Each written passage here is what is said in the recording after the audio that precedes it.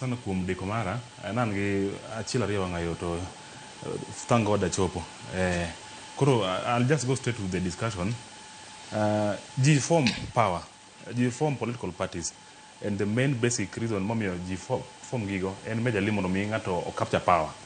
Koro ng'eni telo, defining telo, and especially in terms of popo ni udhi siasa, ungi political party mar udhi the party itself or udhi the coalition.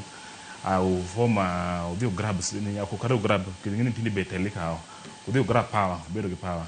Koro mano is the en musingi mar idea mar ngara bedo pinyo that form political party mondo mi tim ng'awa ocha godo maybe okaw godo telo. Ewi mano achiel kuom gima stand out mondo mi ng'ato form a good political party ma successful en nyako riwruok en gima number 1. Koro inyalo riwruok as a community kata kaka as sub communities. Ada chiwo reference to ODM Sharon obeda beda uru very honest. Wakili imbe ngama sebede party asunje ke wacho from the conversation. Sheila ngama bedo wangeyo is a party member. Even my brother Janon said they can know. ODM party kama chomo o bedo wadier en kama di barore. To mano gen doubt kinga to ni ntie away Martin can come to ni moro miori rekendo. To gima nyalo make things mondo bed better. Wanga kwasa wachadia mana ka wakili wacho wasebedo gi reality ni koro Raila ngama koro onge kuoma. A good number of people believe ni maybe samoro ng'ato nyalo kuom somewhere manyalo go ahead ni replace Raila. Nyare nyoro no wacho nyocha kae weekend ni no one can replace, which is true. The power and take mar Raila manen godo in terms of wuoyo gi ji, persuasive ji mondo mi at least of pursue a certain agenda. No one can assume that role. To ngene kino ka some communities ani koro ji odhi odok chien you back down case ngeni political party mar ODM en party mongere party biro bedo formed magra power to party mar ODM teno ochung ma oko ngit ni kata matin mano ngiso misigi mano ket gidaten party mano mar Raila Odinga man senindo.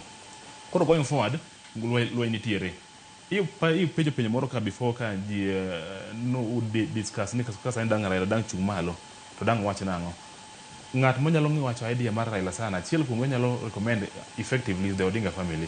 Aida doing an watch a very simple question can celebrate birthday marja or demosenindo.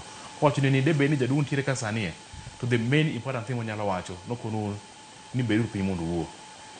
To dear man watch better pin you check better pin from no any courage better that better pin woyo because council cha ko ni kere. To ngamani yalo kiro ji joge pin make joge pin ma ji wo kanyakla ma ji winji a common cause ni ko luru direction ni en Raila Odinga. To ko poni ngano onge angi a bit of a problem gi ODM kaka samoro sani tae wangere do maber ni roko nitire pogruok ndiyo to party leader marwa ana mie full support an satira member of ODM to ntie gik monego bed ni nyalo timo en adier ni kane Raila ngima to behind coalitions mano kara Raila nowacho wuon to kara mano wargi buru be nowacho and he was the co-founder ma behind these discussions. Koro onyalo wuok ji no winjo gimoro amora ng'ato wacho lakini at the end to be penjo wargi ni watimuru nang kae. Koro en adier ni en ng'ama osebedo kotiyo good on the background ma actually position no or deserve sana. Party mar ODM if they could have a very understanding order monya bedo ga way monya bedo gi winjruok. A party leader nigi issue or which according to me an apani issue ntie kama ber makumbuka if it can be solved either oknia ni kore ka party nyong'ar koro buru koro bedo maybe distance aside but will be part of the team uranyalo wuok from the negotiation. Koro ana wuoyo especially appeal to jotelo ma kaluo especially mantiere bunge kata senators governors kata beni party mar ODM bedo as a political party mar Luo Nyanza but awakono ni do riwruok e gima duong' beto urime kama dan ni koro ng'ato bi from nowhere ma donje Luo Nyanza bende man ka sani koro en wich gima wich kuot ni koro Luo Nyanza barre nitie joma dhi pro Ruto and nitie joma dhi pro I mean pro broad based then nitie joma bende pro akia kama dhie bende nitie joma bende paro mondo mi gidhi kanye tim mar Gachagua. Teko mar riwruok en ber mar bedo e telo. Apani most of us pok ong'eya katiko Sharon kwa dhi forward mbele usanie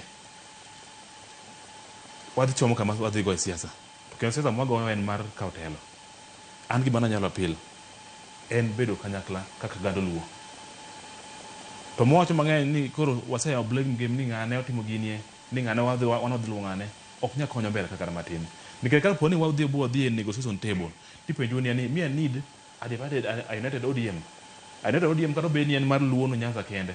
No one support which direction. Bir kata kudhi ka Wamunyoro kata kudhi ir Wusugoi. To jadala wa eber ka wasebedo telo sani waneno ber mare. Kata bende we can't enjoy fully nikech ngeni Kenya bende lach. Ngeni ng'ato nyalo nawinjo ka ng'ato temo blame ni sani ngeni joluo wase enjoy mang'eny e power. Kenya bende nini is big.